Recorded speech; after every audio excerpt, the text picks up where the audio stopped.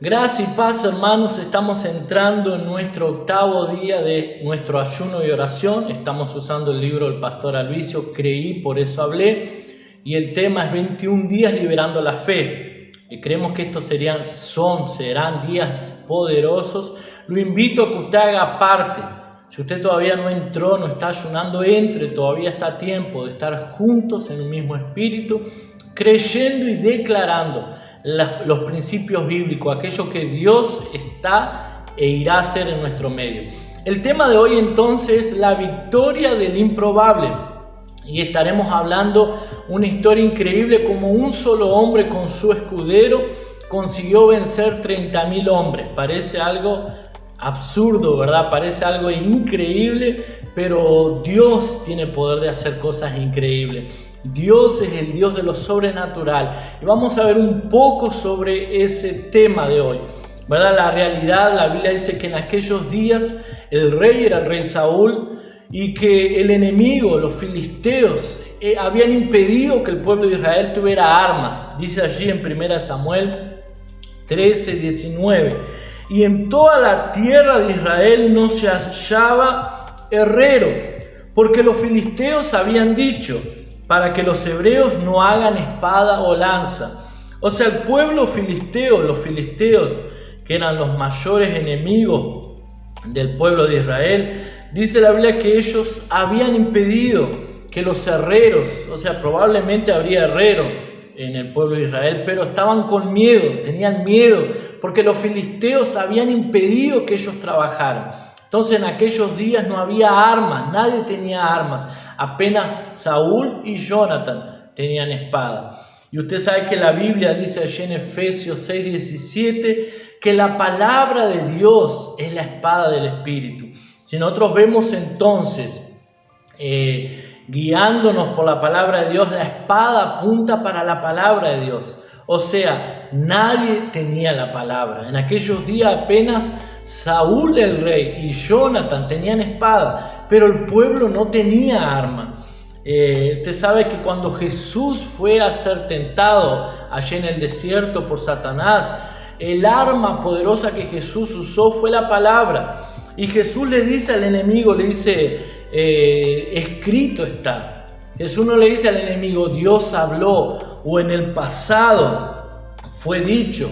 Lo que él le dice, escrito está. Y Satanás también lo tentó a Jesús diciéndole, escrito está. Entonces, una de las armas poderosas que nosotros tenemos es la palabra. Debemos en estos días abrir nuestras bocas y declarar, escrito está, y porque escrito está yo haré. Escrito está, y porque escrito está yo conseguiré. Escrito está, y porque escrito está yo seré sanado, sanada. Escrito está, y porque escrito está yo prosperaré. La palabra del Señor es la verdad. La palabra del Señor es el espíritu y verdad. Nosotros debemos creer en ella. Es la manera como nosotros podemos en estos días vencer al enemigo. Uno de los puntos que estaremos hablando aquí es: todos deben tener espada. Capítulo 13, versículo 22 de Samuel, Primera Samuel, dice: así aconteció que en el día de la batalla no se halló espada ni lanza en mano de ninguno del pueblo que estaba con Saúl y con Jonathan, excepto Saúl y Jonathan su hijo, que las tenían. Primera Samuel 13:22. En el versículo 22, entonces leemos que el pueblo de Israel no tenían armas, no tenían espada. Los únicos que tenían espada eran Saúl y Jonathan su hijo.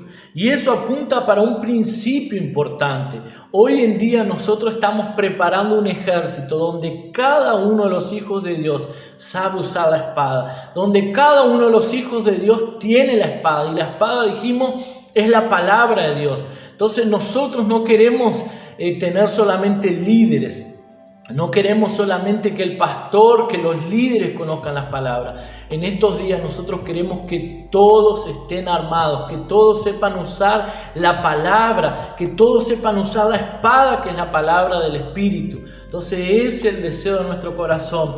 La espada no es solamente para el pastor o los líderes, la espada es para todos. La palabra es la mayor arma que nosotros tenemos para vencer al enemigo. Otro de los puntos también es el poder de la fe dinámica. La Biblia dice que en aquel momento el pueblo de Israel estaba debajo de gran opresión, que el pueblo de Israel estaba siendo oprimido por el pueblo filisteo, por los mayores enemigos. Y la Biblia dice entonces que Saúl junto con 600 hombres, allí en 1 Samuel 14, el 1 al 6, usted puede leerlo ahí en su casa. La Biblia dice que Saúl estaba acampado junto con su ejército, 600 hombres. Y Jonathan y su escudero salieron sin que Saúl se diera cuenta. Y salieron del medio de ese batallón, de ese ejército. Y Saúl no se dio cuenta. Entonces Jonathan tuvo una idea y habló con su escudero. La Biblia dice allí en el libro de 1 Samuel, siempre en 1 Samuel capítulo 14, versículo 7, un poco antes, en el versículo 6, dice así: ven, pasemos a la guarnición de estos incircuncisos, quizás haga algo Jehová por nosotros, pues no es difícil para Jehová salvar con muchos o con pocos. Entonces Saúl estaba ya acampado con su ejército. Jonathan toma a su paje de armas o a su criado y le dice: ven, pasemos a la guarnición de los incircuncisos. Yo sé que esa palabra incircunciso, muchos pueden pensar, no, Jonathan estaba insultando a los filisteos. En verdad no era un insulto. Incircunciso significaba que ellos no estaban debajo de la circuncisión, no eran circuncidados. En otras palabras, ellos no estaban debajo de la alianza, el pacto que Dios tenía con el pueblo de Israel. Y como ellos no estaban debajo de esa alianza o ese pacto, el favor, la bendición de Dios no estaba sobre ellos. Y Jonathan entendía: nosotros tenemos el favor de Dios. Nosotros estamos debajo de un pacto, de una alianza. Y Dios, el Dios que nosotros servimos, para Él no hay diferencia pagar con muchos o salvar con pocos. Entonces vayamos y ataquemos el ejército enemigo. Él habla de eso con su paje, su criado, ¿verdad? Y él le dice en el versículo 7: y su paje de armas le respondió: haz todo lo que tienes en tu corazón. Ve pues, he aquí, estoy contigo a tu voluntad. ¿Por qué será que Jonathan no habló eso con su padre? Él salió escondido. Nosotros sabemos que en aquel momento, Saúl se había apartado de la fe. En aquel momento Saúl era un hombre, un rey natural. ¿Se acuerdan cuando David fue a enfrentar a Goliat? ¿Qué es lo que Saúl le dice? ¿Cómo tú, siendo apenas un niño, quieres enfrentar un guerrero experimentado? O sea, él vio de la parte natural. Probablemente si Jonathan hubiera hablado con Saúl, Saúl hubiera dicho también lo mismo. ¿Cómo tú, un solo hombre, con tu paje de armas, vas a enfrentar a 30,000 hombres? Estás loco, no hagas una locura de esa, quédate aquí. Por eso es que él no habló, pero él habló con su paje de armas y le dice: vamos. Y el paje de armas le dice: estoy contigo, vamos, donde tú vayas, si Dios habló contigo, yo voy contigo. Hay una diferencia entre esos dos, a pesar de ser dos personajes. Saúl apunta para la carne, para aquel que es natural, para aquel que mira todas las circunstancias del punto de vista natural. Ese paje apunta para el Espíritu Santo, aquel que ve lo que es sobrenatural, lo que es espiritual y te dice: yo estoy contigo, vamos. Si Dios colocó en tu corazón, Dios va a hacer, por más que parezca imposible, que parezca insólito, que parezca algo improbable, yo estoy contigo, yo voy contigo y juntos iremos a conquistar. Entonces, claramente nosotros vemos dos símbolos ahí. Saúl apuntando para la carne y el paje, ese criado de Jonathan, apuntando para el Espíritu Santo en la vida nuestra. La Biblia dice entonces que Jonathan tiene una idea y le dice, vamos a hacer lo siguiente, cuando lleguemos al campamento de los filisteos, yo me pondré en forma de caballito, como decimos, ¿verdad? Los niños cuando juegan, como un caballito, ¿verdad? Y ahí dice, bueno, y me pondré atrás, no sé cuántos cuando eran niños jugaron a eso, ¿verdad? Venían detrás de un compañerito, usted se ponía atrás como un caballito y otro venía por adelante, lo empujaba y caía y era motivo de gracia. Fue algo parecido. Jonathan le dice, mira, yo voy atrás, me pongo, vos lo empujás y los matás. Y el criado le dice, bueno, si esa fue la idea, parece una locura, ¿verdad? Pero si eso fue lo que Dios colocó, yo estoy contigo, vamos allí. Entonces nosotros podemos observar que no fue Jonathan quien mató. En verdad, ¿quién mató? Dice que ellos mataron como 20 hombres solamente. Y usando esa estrategia, Jonathan se ponía atrás, el paje o el escudero empujaba a los soldados y venía luego y los mataba. Entonces eso apunta, como dijimos, para el Espíritu Santo. ¿Por qué? Porque es a través del Espíritu Santo que nosotros vamos a conseguir luchar y vencer nuestras batallas. Es a través del Espíritu Santo que nosotros vamos a conseguir las victorias sobrenaturales. Entonces, otro de los puntos es también perciba quién es su enemigo. Allí en el libro 1 Samuel 14:45 dice, entonces el pueblo dijo a Saúl, ha de morir Jonathan, el que ha hecho esta grande salvación en Israel. No será así. Vive Jehová que no ha de caer un cabello de su cabeza en tierra, pues que ha actuado hoy con Dios. Así el pueblo libró de morir a Jonathan. O sea, la Biblia dice que Samuel hizo un voto imprudente, en verdad. Saúl hizo un voto incoherente, un voto sin sentido. Saúl dice, bueno, vamos a hacer lo siguiente, a partir de ahora nadie va a comer nada hasta que consigamos vencer a los enemigos. Saúl dijimos que apunta para la carne.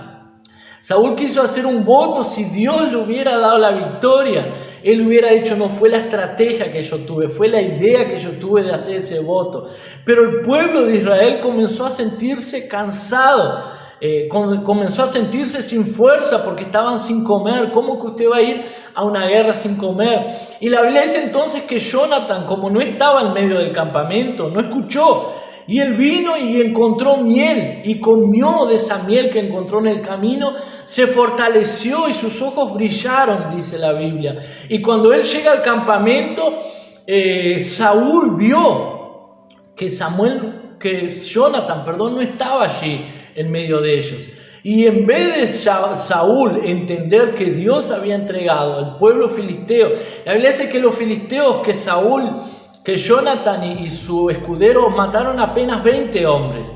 Pero vino tanta confusión en medio del pueblo filisteo que comenzaron a matarse entre todos ellos. Saúl lo que tenía que hacer era tomar su ejército y salir a perseguir y matar a cada uno de los filisteos que había quedado. Pero no, él estaba en otra cosa, él estaba preocupado en quién había comido cuando él había decretado una orden de que no comiera. Y el pueblo de Israel dice, ¿cómo vas a matar? Dice, bueno, el que coma va a morir. De repente aparece Jonathan, su hijo, y dice, bueno, Jonathan, vas a tener que morir. Y el pueblo dice, ¿cómo va a hacer una locura de esa? Jonathan, que nos libró del pueblo de Filisteo, y lo vas a matar. No va a suceder una locura tan grande como esa. Entonces Saúl perdió el foco. Saúl intentó agradar, Saúl intentó hacer cosas para Dios. Él intentó hacer un voto pensando que si yo hago cosas para Dios voy a conquistar la victoria. Pero al contrario de Saúl, su hijo Jonathan, que andaba con Dios, entendió, yo no voy a hacer cosas para Dios, yo voy a hacer cosas en Dios. Que en estos días sus ojos sean abiertos, que en estos días no estamos haciendo ayuno para conquistar a Dios, no estamos haciendo ayunos para ganar el favor de Dios, no estamos haciendo ayunos para tocar, para mover a Dios. Estamos haciendo el ayuno para nosotros, para estar sensible a la voz del Espíritu, para saber qué es lo que Dios quiere que hagamos con Él y no para Él. Amén, que el Señor lo bendiga, tenga un día bendecido, un día donde creamos que la victoria es para los improbables. Esa victoria es nuestra en el nombre de Jesús. Amén y amén.